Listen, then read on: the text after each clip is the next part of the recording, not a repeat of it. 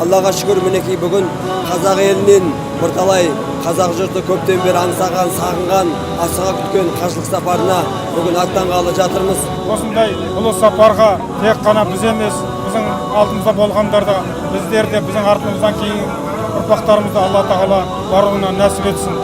Biz de inşallah Peygamber Aleyhisselam'a salavat aytıp, sol yerlerden bari görüp, namaz okup, Peygamber Aleyhisselam'a hoşlasıp, Peygamber'den birge bulganda ikrahımızlık iyi kula kalasa, varlığımız inşallah, mahkakamız inşallah, yol alamız. Allah'ın rahmetini inşallah, lebbeyk Allahümme lebbeyk, lebbeyk la şerike leke lebbeyk inşallah, Makka'ya gittiğin gibi, жақсылап орналасып Байтуллаға барамыз. Бұны Аллах Тағаланың қасиетті үйі, адамдар үшін алғашқы жер бетінде соғылған үй. Бұл амандық, тыныштық үйі, құрметті жамағат.